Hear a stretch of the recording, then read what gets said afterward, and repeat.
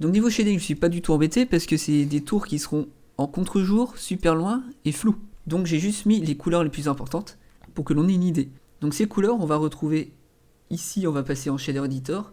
Là, on se met pas en world mais bien en objet. Et on va retrouver 3 couleurs différentes. Alors pour faire mon shader de bois, j'ai fait plusieurs étapes. La première étape était tout simplement de mettre une couleur marron à mon bois. Cette couleur marron, j'ai utilisé un colorant. Pourquoi j'ai utilisé un colorant? Pour avoir différentes nuances de marron et combiner avec l'object info en allant chercher le random, comme j'ai 3 tours différentes, et bien chaque tour aura une nuance de marron différente, parce que le random vient ici chercher une valeur dans cette plage de couleurs. Une fois que j'avais ma couleur marron de base pour mon bois, j'ai voulu rajouter du détail. Alors pour ajouter du détail, j'ai créé une deuxième couleur marron un peu plus foncée, et j'ai mélangé ces deux couleurs grâce à un noise. Alors le noise, à quoi il sert? Il sert tout simplement à avoir des nuances de noir et de gris, et en le rajoutant dans un mix, il va mixer mes deux couleurs principales en fonction de cette nuance de noir et de gris. Si on regarde le avant, après, on voit que grâce au noise et à la deuxième couleur que j'ai rajoutée, on a des nuances dans ma couleur. Ces nuances, j'ai voulu les pousser un petit peu. C'est à ça qui va servir mon color ramp. Ici, j'ai poussé le noir. Vous voyez que si j'affiche le noise, j'ai poussé le noir.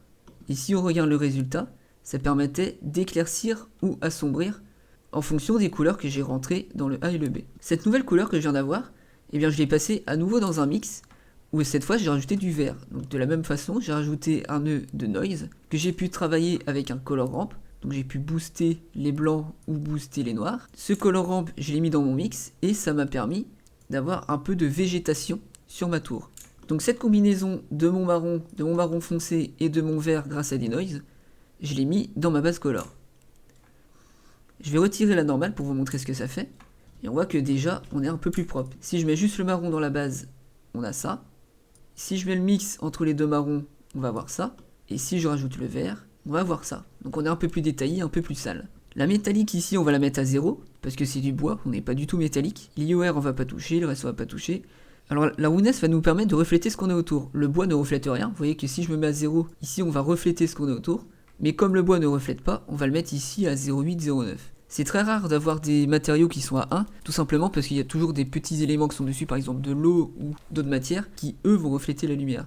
Une fois qu'on a cette base, on va pouvoir lui rajouter un petit peu de réalisme. Pour ça, on va lui rajouter du bump. Alors qu'est-ce que c'est le bump? C'est tout simplement un petit outil qui va nous permettre de forcer des traits pour ajouter des fausses ombres et nous donner une illusion de relief. Donc on va essayer, si je mets un noise simple dans la hauteur de mon bump et que le bump je le mets dans la normale, on va avoir un petit aspect de relief. Ce noise, de la même manière que les noises au-dessus, j'ai mis un colorant pour pouvoir le travailler. Pour le moment on a du relief, mais ça ne ressemble pas vraiment à du bois. Pour avoir un aspect bois, il faut tout simplement mettre un Musgrave dans le vecteur de la texture.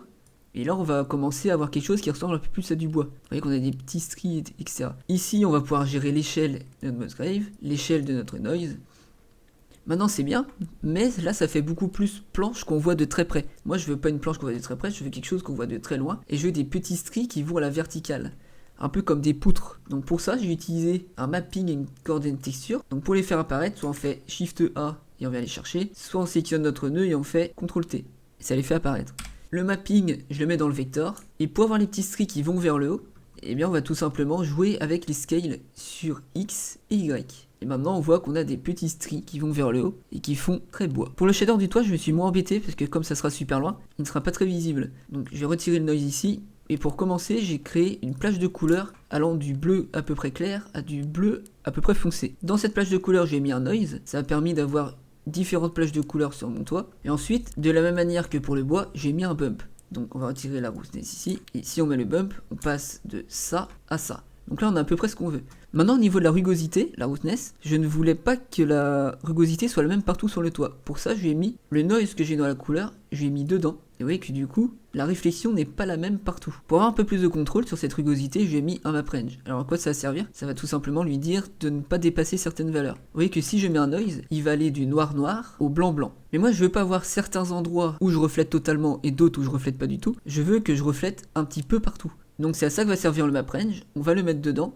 Et en modifiant les valeurs to min et to max, on va pouvoir lui dire tu ne vas pas du noir noir, qui correspond ici au 0, au blanc blanc qui correspond au 1. On va lui dire tu vas rester entre 0,4 et 0,7, ce qui fait qu'il va rester dans une nuance de gris. Et là on va voir mon petit shader. Ensuite je suis passé au shader de briques. Donc pour faire le shader de briques, j'ai suivi la même logique, j'ai mis une couleur de base. Dans cette couleur de base, j'ai mis un noise pour avoir des nuances dans ma couleur. Cette couleur de base, je vais rajouter la végétation avec une couleur verte. Donc la couleur verte, j'ai mis une nuance de vert avec un noise. Et j'ai mixé mon gris et mon vert avec un autre noise. Et ça m'a donné cet aspect avec des couleurs grises différentes et des nuances de vert. Ensuite, comment j'ai mis cet aspect de brique? Eh bien, j'ai utilisé le nœud de brique texture qui va nous mettre un aspect brique par défaut. Ensuite, j'ai pu jouer avec les différents positionnements des briques, leur taille, etc.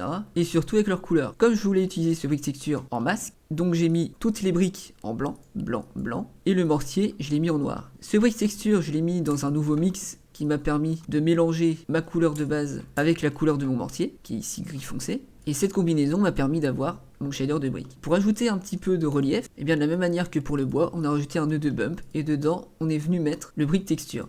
De cette manière, on avait une illusion que les briques creusent la matière, sans le bump, avec le bump. Donc voilà comment j'ai fait mon shader de brick et mes différents shaders pour Winterfell. Une fois que j'avais modélisé mes tours et mis les shaders, je les ai mis à la bonne taille, donc vous voyez qu'ils vont faire 84 mètres de haut, et en affichant ma caméra, je les ai mis suffisamment loin pour qu'ils apparaissent à la bonne taille sur ma caméra. Et voilà.